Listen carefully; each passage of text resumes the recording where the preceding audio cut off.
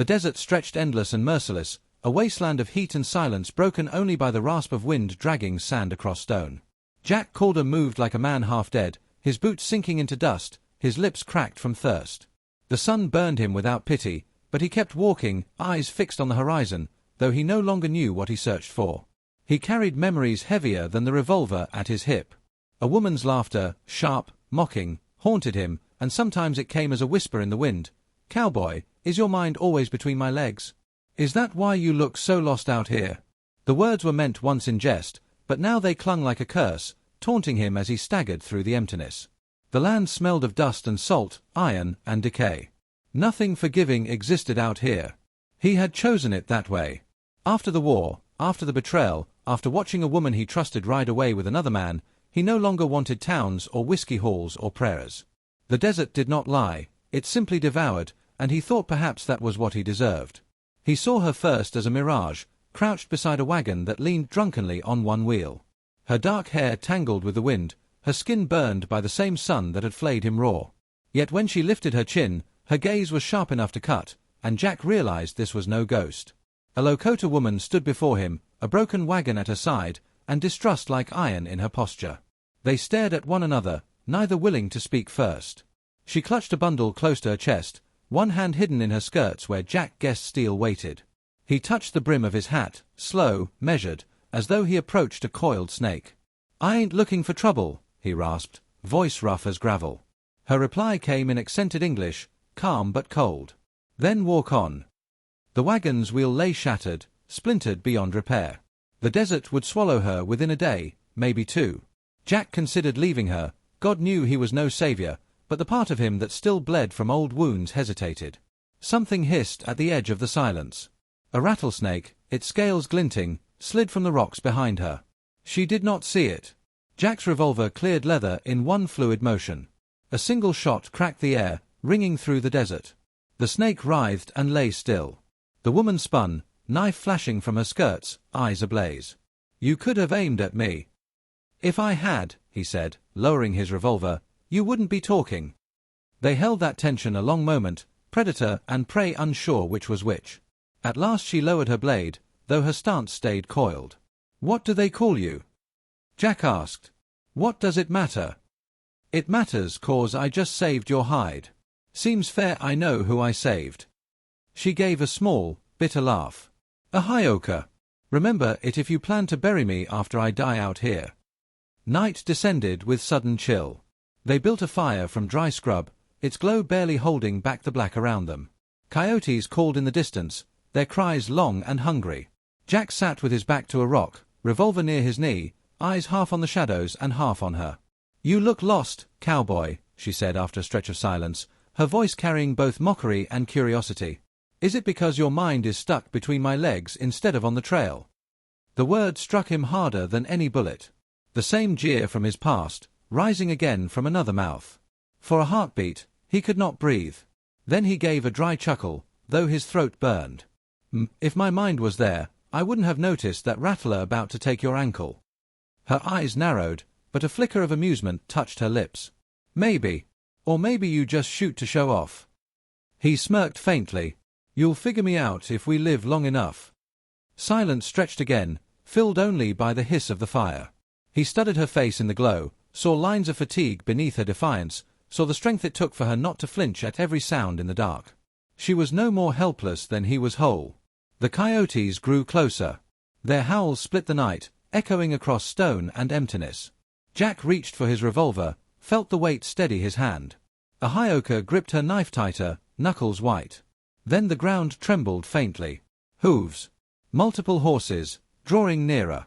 The firelight caught on distant figures, moving shadows against the desert moon. Jack's jaw clenched. Bandits. He had seen their kind enough to recognize the way they spread out, circling prey. A Hyoka's eyes found his, fierce and unyielding. She whispered, "They came for me." Jack cocked back the hammer of his revolver, the sound sharp in the quiet. "Then they'll have to go through me first." The riders slowed, shapes forming out of the dust, gun barrels glinting under silver light. The desert held its breath. Jack's pulse beat loud in his ears, steady, savage. The night fire wavered, shadows dancing across their faces. Steel met moonlight. The bandits drew closer. And in that suspended moment, Jack knew there was no turning away now. The riders came in hard and fast, their hooves shaking the earth, their laughter slicing through the desert quiet. Jack stood, shoulders squared, revolver steady in his hand. Ahioka shifted closer to him, her knife flashing in the firelight, her breath quick and sharp but her gaze unflinching. The bandits fanned out, half a dozen men with guns drawn, circling like wolves. Dust swirled around them, thick as smoke. One man, broad-shouldered with a scar cutting through his beard, nudged his horse forward.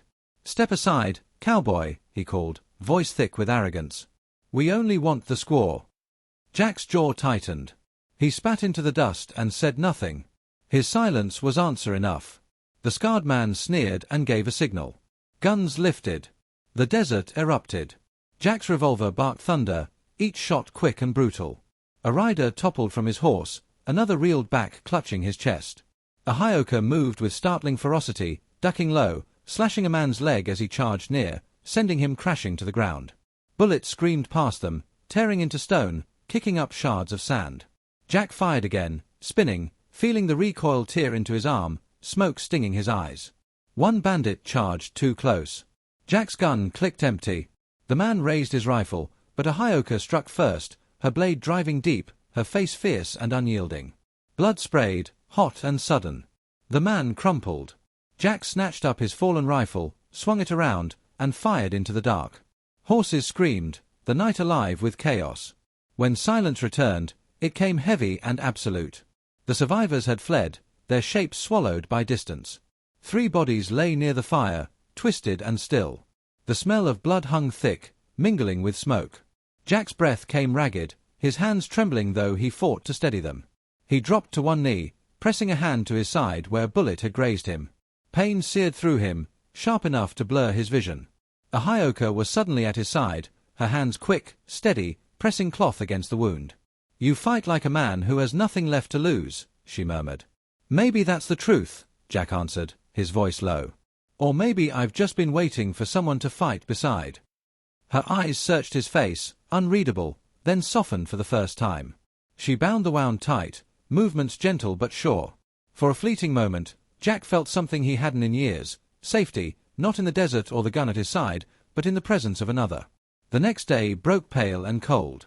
They set out together, leaving the bodies to the vultures. The desert tested them with every mile. Hunger gnawed at them. Thirst burned their throats. Once, a rattlesnake coiled across their path, but Ahioka hurled a stone with precision that cracked its skull. She laughed at Jack's raised brow. "You are not the only one who saves lives." They pushed on, crossing canyons carved like scars, plains where wind howled through the grass.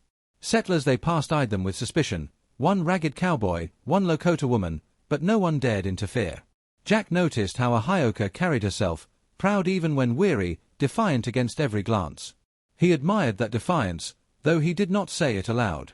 Nights by the fire became less hostile. Their silences grew easier, broken now and then by dry humor. "Once," she teased, "if your mind is still between my legs, perhaps that is why you cannot find your way west." He gave her a thin smile, replying, "If it keeps me walking beside you, I'll stay lost forever." She rolled her eyes but turned her face so he wouldn't see the faint curve of her lips. Days later, they reached a border town. Dusty streets, shuttered windows, the smell of stale beer and horse sweat. Jack thought they might finally rest, maybe even disappear into the ordinary for a while. But Ahioka's posture changed the moment they crossed into the main street. She carried a tension in her shoulders, a purpose he hadn't seen before. In the dim light of the tavern where they sat, she told him the truth. "I did not stumble into that desert by accident. My people need a guide. You know these trails, the soldiers, the ambushes. Without someone like you, they will not survive." The word struck him like a blow. Jack set down his drink, staring at her across the table. "So I was just a tool. Another fool led along till you got what you wanted." She did not flinch. "You saved me. You saved yourself. Now save them." His chest tightened with old pain, memories of betrayal clawing at him. He wanted to curse her, to walk away, to lose himself again in dust and silence. Yet her eyes held his, steady and fierce, and he saw not manipulation but desperation, hope buried beneath pride. He leaned back, exhaling slow, his hand tightening around the glass. You've got a hell of a way of asking. Then let me ask plain, she said softly. Will you stand with me? Or will you run like the rest? The tavern seemed to hold its breath. Jack's heart pounded. He had spent years running from ghosts, from wounds that never healed. Now the desert had given him a choice. He could leave her, as others had left him, or he could take the risk that maybe this fight, her fight, could give him back a piece of what he'd lost. He met her gaze, a storm behind his eyes, and gave a slow, weary smile. Guess I never did much good running. Outside, the wind swept through the dusty street, rattling shutters and whispering promises of blood and reckoning yet to come.